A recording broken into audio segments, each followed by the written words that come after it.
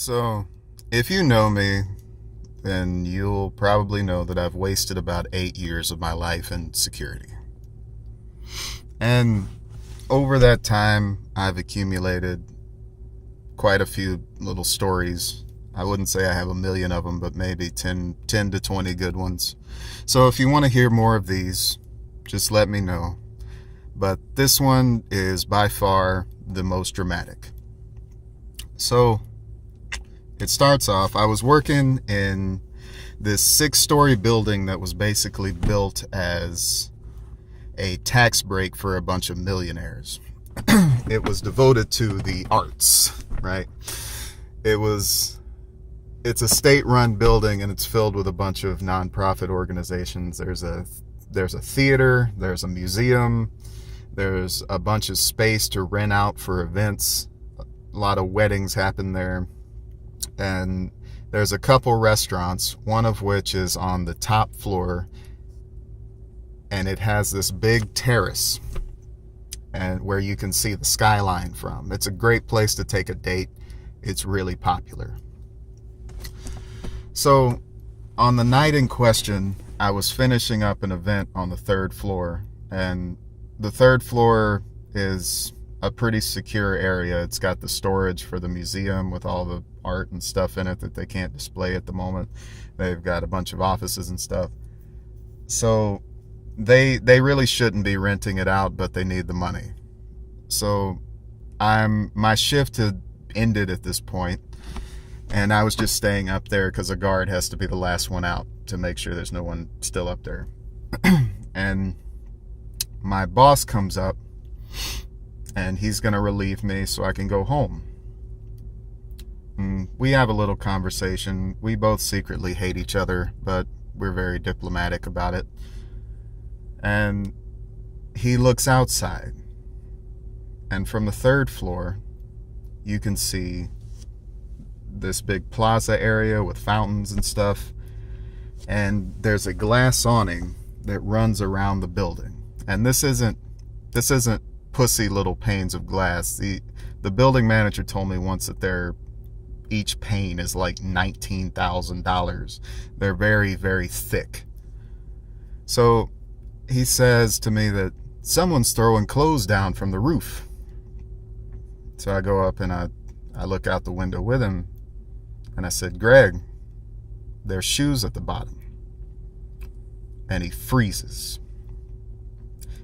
And this moment makes me really doubt his stories about how he used to be a police officer, because when he realized what we were seeing, he was just in shock.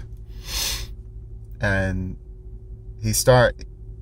after a few moments of silence, he starts saying, that's a body. That's a body. And he just repeats that until he takes out his radio and he calls down to the guard on the first floor, and he says, "Mario, go check and see if that's a body." And I realize he's going to do this for a few minutes, so I run downstairs and I go look for myself. And I go up underneath the awning, which isn't even cracked. It's solid. And I shine my light up. And I guess the tension of this guy's clothes protected him from the fall or some shit, because they were burst open all the way down the middle. He was basically naked. The clothes weren't really covering anything that you'd want to cover. And his face was just completely demolished. It was just gore. There were little brain giblets sprinkled around the plaza. And it was at this point when I realized how weirdly comfortable with death I am. And I always thought, I've been around the internet and I've seen all of the grotesque shit that you'll see. And I always thought it'd be different in real life, but it wasn't.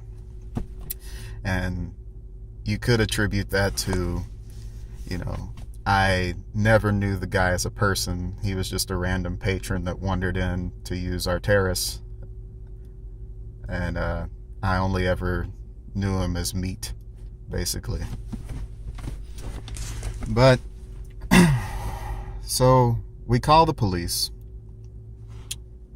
and they come out, and my boss leads them upstairs, and I'm very calm on the outside. Like you wouldn't look at me and think that I was nervous, but on the inside it feels like my organs are just shaking, and it's because I don't really know what to do, because I'm worried about, like, what if I fuck up and accidentally contaminate a crime scene?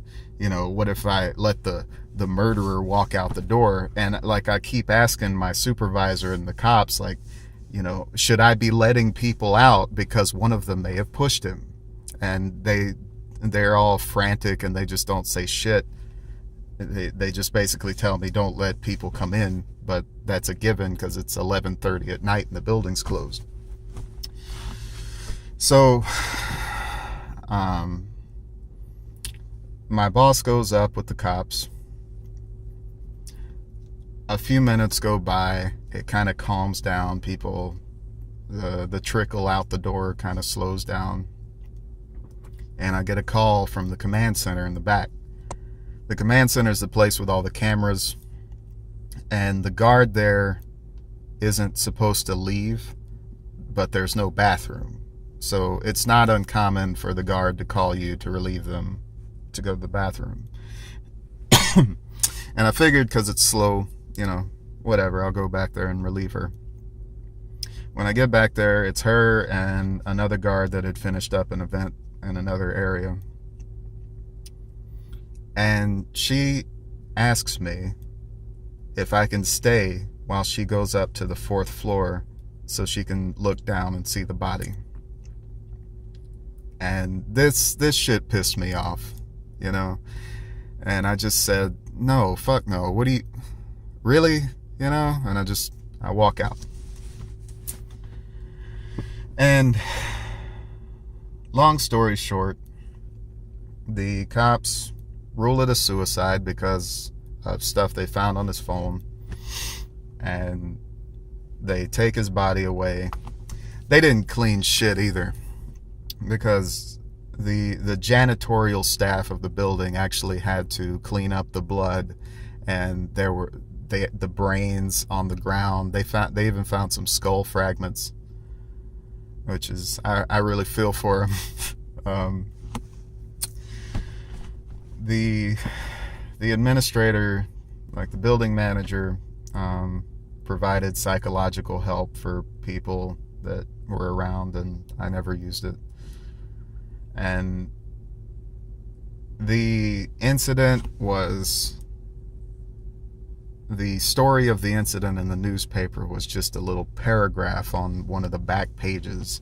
I don't think they really wanted the publicity. It is a state-run building, I guess. But I eventually found this forum that was run by university students, and a few of them knew him, and they were talking about him, and they had his Facebook, or like his name or his Facebook there, and I eventually found his Facebook, and his last post, this was the reason that the cops ruled it a suicide. His last post just said, "Goodbye, kids."